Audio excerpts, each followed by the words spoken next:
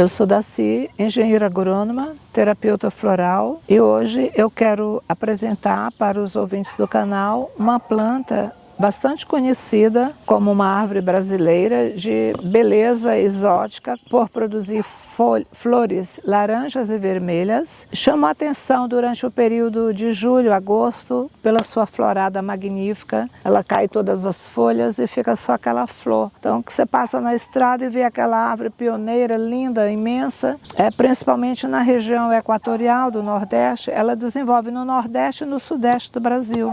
E ela está sendo desenvolvida mais na região do Mato Grosso também, que é uma região de clima já diferente, do litoral e da mata correspondente à expansão do litoral no Nordeste e no Sudeste brasileiro. Aqui no Sudeste, principalmente, Espírito Santo e Rio de Janeiro e São Paulo. E no Nordeste, na Bahia, principalmente na Bahia, Sergipe e Alagoas ainda se vê um pouco. Ela tem duas espécies. A que é mais conhecida por nós aqui, que é a mais utilizada como medicamento, é essa espécie que eu tenho aqui, que chama Erythrina mulungu, né? Tem outras espécies também que estão em estudo, e essa espécie, ela é mais rápida de crescimento. O mulungu, ele cresce de até 10 metros de altura. Já outra espécie cresce até 20 metros de altura, né? Fica uma árvore bem mais, de madeira mais dura. Essa é uma árvore de madeira mole, que se usa muito em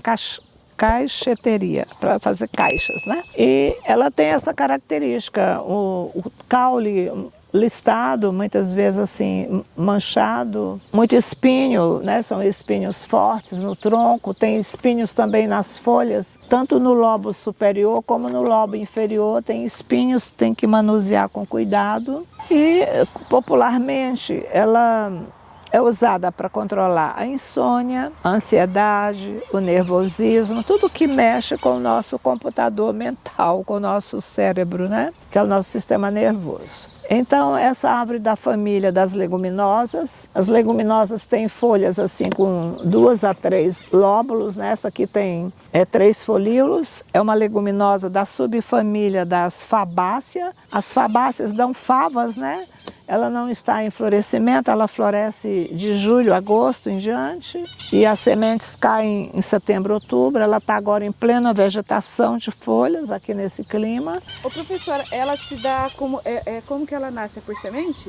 Ela nasce por semente. A semente é um feijão que varia das cores marrom avermelhado até um alaranjado. É também um pouco rajado a semente.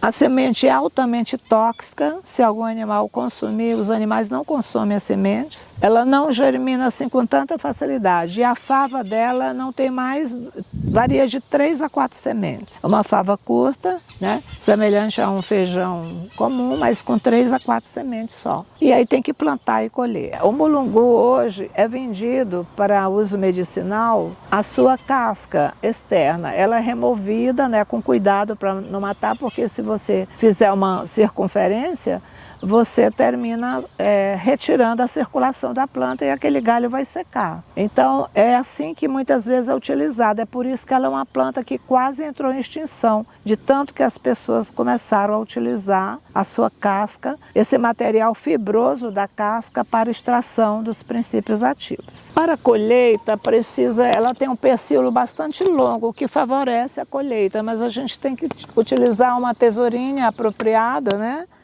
Para não deformar a planta, né? Eu deixo sempre os ponteiros, e esse galho depois eu vou colocar para que ele tenha acesso à luz e se desenvolva para cima. Muito embora, para quem vai fazer colheita, como eu faço aqui, essa divisão foi providencial, porque eu sou baixinha e me facilita bem a colheita. Aos colegas e aos pesquisadores de outras áreas, farmacêuticos, médicos, eu quero deixar o meu carinho e a minha atenção e o meu respeito para que vocês entendam que nesse canal eu não estou querendo nada aparecer, mas apenas contribuir dentro da minha passagem por esse planeta com o resgate do conhecimento das plantas. Se Deus assim está me permitindo, devo fazê-lo, com muito respeito e carinho por todos e principalmente pelo reino vegetal.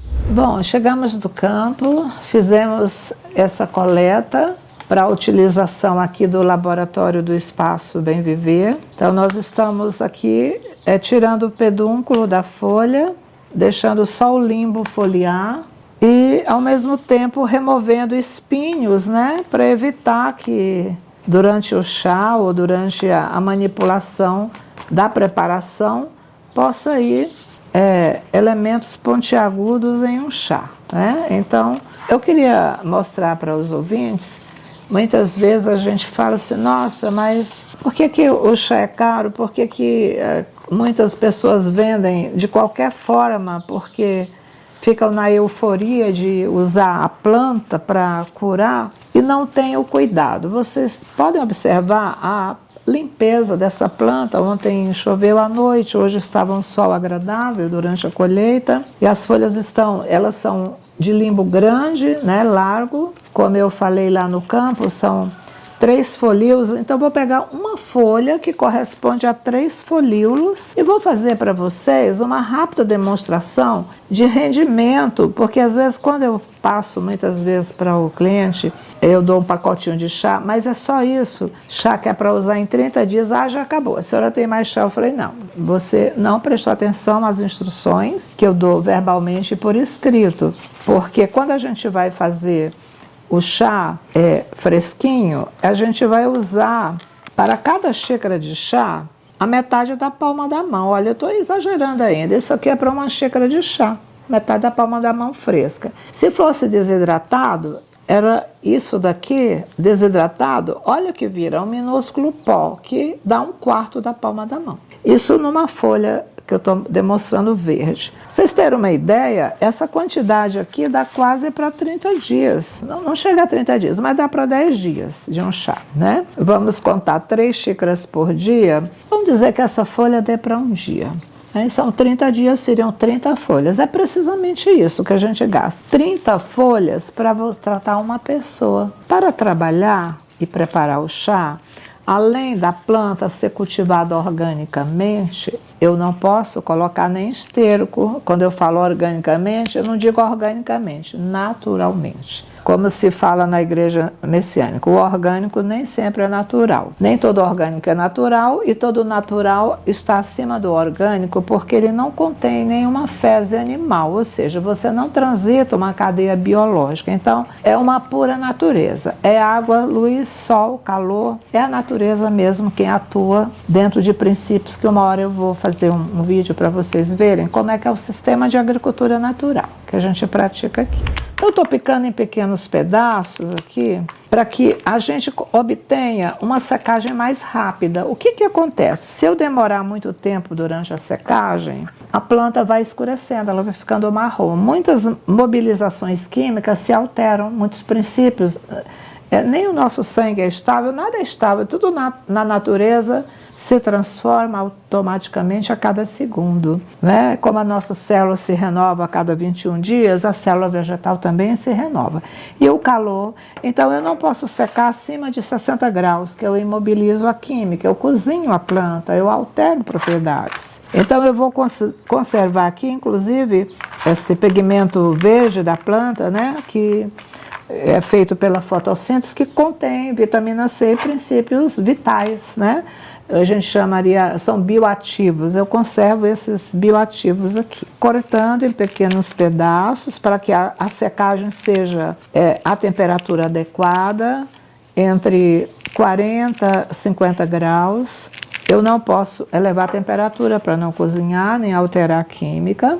Se eu deixar secar numa temperatura ambiente sem picar, ela vai oxidar bastante, ela fica mais marrom, então ela perde uma parte da sua composição química, ela muda um pouco a sua composição, por isso, gente, que dá trabalho. Então aqui outra folha, eu vou novamente tirar os espinhos, olha, eles são pequenos fragmentos, mas são importantes porque imagina você ingerir um fragmento desse, né? Então não tem como manipular uma medicação natural sem ser por um processo artesanal. Hoje tem muita gente doente, então a química às vezes se torna necessário, mas se a gente prevenir, a gente tem as necessidades supridas pela natureza, né? O que acontece com um caule de uma planta e uma folha, né? E as flores. Vamos entender o reino vegetal. Tudo que uma raiz consegue tirar da terra em termos de minerais, né? São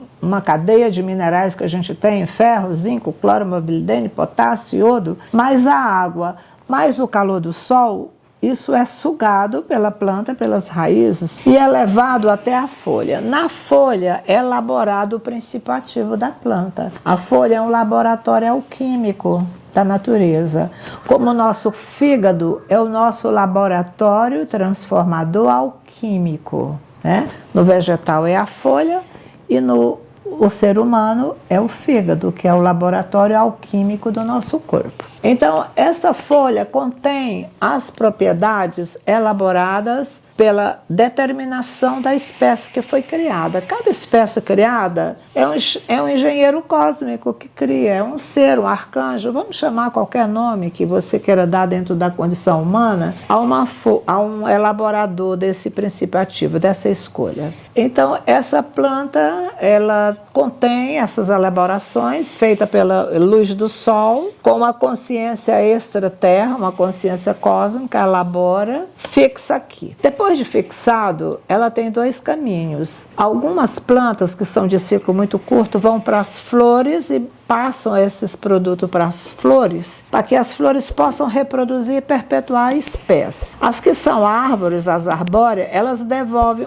vão uma parte para a florada, que é uma vez no ano, e o restante volta para o caule e vai se acumulando no caule. Algumas plantas nas raízes, outras no caule. Então nós temos princípios ativos descobertos como medicinal nas raízes de plantas, nos caules, nas flores e nas folhas. Mas a folha é o princípio elaborador. Então é por isso que eu gosto de usar mais as folhas, porque aqui eles estão de um processo natural, recente, não estão muito concentrados e nem estão diluídos. Nas flores eles podem estar concentrados ou diluídos. Nas folhas, eles estão do jeito que a natureza os formou. E o mulungu contém esses alcaloides na folha. Quando as folhas vão ficando velhas, elas caem, esse princípio ativo vem tudo para o caule. A população, no uso prático, popular, desde os indígenas, adquiriu o hábito de retirar da casca, que é um pouco mais concentrado,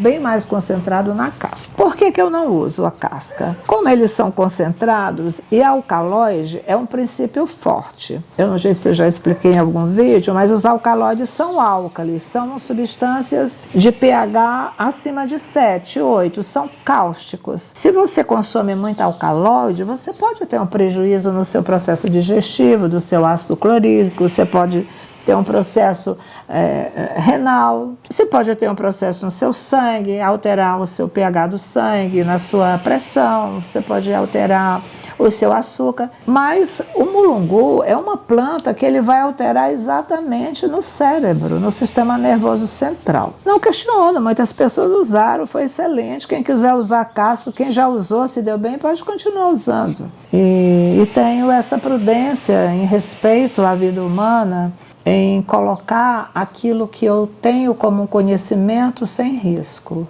Então, aqui mesmo na minha área, vem pessoas me pedir o Aveloz para fazer remédio para câncer. Eu não dou. Eu tenho o Aveloz aqui só para pesquisas minhas. E eu já usei um paciente com câncer, ele sobreviveu, ele saiu da UTI por ordens médicas para vir morrer em casa. Ele estava numa cidade aqui brasileira e veio para aqui para a região para ficar com a família para morrer. E ele conseguiu viver mais 9 meses.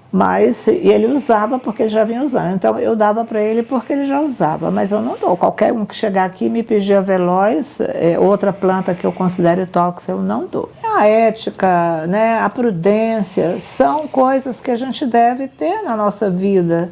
Em prol do nosso próprio bem, não é só do outro. Porque o bem do outro volta para nós e o nosso vai para o outro. A gente tem que distribuir esse amor, essa responsabilidade. Então é por isso que eu estou fazendo o mulungu, porque como muita gente usa, e realmente para insônia é maravilhoso. Para depressão também. Como atua no cérebro, a gente atua com prudência. Imagina eu tomar um chá de mulungu e aí já estou bem, vamos dizer, relaxada, eu saio para dirigir um carro e eu não percebo o que eu estou fazendo. Eu posso ficar sonolenta com excesso de dose, eu posso ficar dormindo demais para sair daquele estado mental de tristeza, porque eu alterei minha consciência cerebral. Então, o mulungu, se você está tomando um remédio depressivo e toma mulungu, o que vai acontecer? Você pode dar uma apagada, dormir, ficar sonolento, ficar mole. E ele também, com isso, como ele altera o sistema nervoso, ele acalma, ele pode acalmar a nível de baixar sua pressão. Então, se você toma um hipertensivo e está nervoso e toma mulungu, você pode baixar sua pressão. E uma pressão baixa, ela tem os sintomas aparente físico mais ruins do que de uma pressão alta. Você fica mole, você pode estar dirigindo e não conseguir conduzir o veículo. E o mulungu é esta planta que vai te ensinar, através desses alcaloides, da sua química natural, respirar melhor à noite para dormir, dominar essa mente pensante, essa consciência que é igual um cavalo sem freio, que sai correndo. Então, segurar a mente. Por que você está com uma ansiedade demais e perde o sono? É porque você está vivenciando uma série de problemas, né? E então, o que acontece com uma ansiedade? Eu quero que as coisas aconteçam, não acontecem, tem alguém bloqueando, tem uma situação bloqueando. E eu entro nessa paranoia, perco o sono, e eu termino me habituando, o meu sistema inteiro corporal, a esse ritmo de não digerir. Eu chego a um ponto que a minha respiração fica até bloqueada, eu posso entrar em pânico. Eu não estou respirando a minha vida porque eu estou com um problema que eu não consigo resolver, porque a minha consciência não me dá ainda abertura para eu enxergar onde é que está o X da questão. E aí eu entro nesse coisa, aí eu procuro, dentro de um sistema tradicional, um medicamento que me apaga ou me deixa temporariamente sem enfocar aquele problema. Mas o meu estômago ainda não digeriu o problema, eu ainda não estou respirando a minha vida porque eu não consegui solucionar. Aí eu fico dependente. Eu só fico bem se eu tomar o remédio. E eu crio uma dependência. Então, isso é um sistema que a gente tem, que precisa ser liberto, e é só com a consciência e o conhecimento que a gente vai se libertar. Quando você se fixa num problema, aquele problema retorna até você aprender. É assim que a gente faz na escola. Enquanto eu não aprendi a alfabetização, eu não posso ir para o nível médio. Enquanto eu não aprendi o nível médio, eu não posso ir para o nível superior. Na vida, na escola da vida também é assim. Então, eu vou ler os alcaloides, que eu achei magnífico quando eu peguei a pesquisa científica que eu vi. Eu falei, nossa, glória a Deus por esses cientistas lá de Uberlândia que conseguiram trazer explicações, né?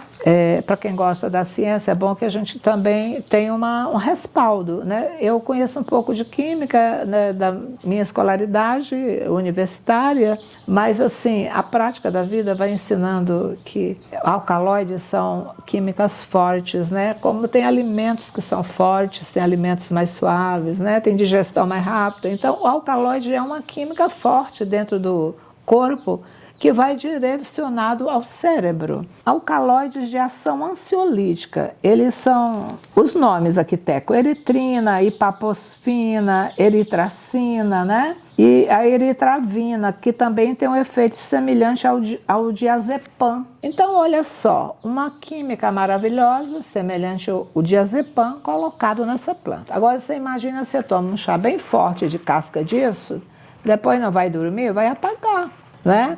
Então, cuidado, gente, quando eu for tomar. Então, começa tomando chá bem fraquinho. Outro alcaloide que regula a pressão, ele é a erizotiopina e a eristritemicina, que também tem uma ação sedativa. Ora, se você está muito com a dor, é provável que você fique preocupado e aumenta a sua pressão também. Você mexeu no sistema nervoso central. Então, essa planta também pode ser usada, né, como um regulador de pressão, ela baixa um pouco a pressão. Então, se você já está tomando o remédio de pressão, acompanhado do seu médico, aí você vem e toma um chá de mulungu, o que vai acontecer? Sua pressão vai lá para baixo, você pode ter um piripaque. Quem vai tomar chá, deve ter um acompanhamento médico ou terapêutico de alguém que conheça. Eu só atendo pessoas na terapia floral aqui quando eu faço o diagnóstico físico, porque até a terapia floral, até a água, até o efeito placebo, provoca ações dentro do sistema nervoso central da pessoa, que confia, que quer, que...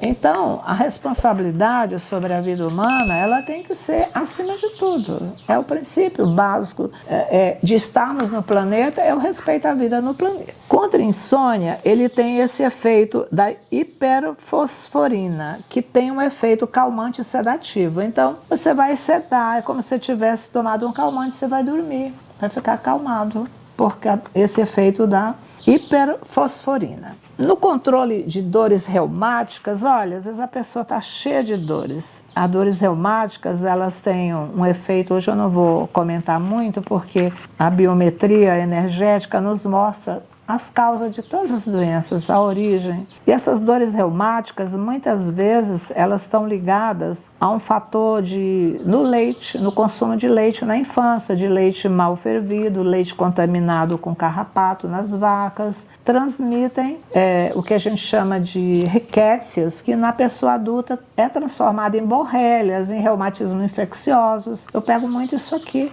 Então, quando vem para fazer a terapia floral, eu faço a biometria primeiro para ver que chazinhos eu vou dar e como floral eu vou atuar naquela pessoa.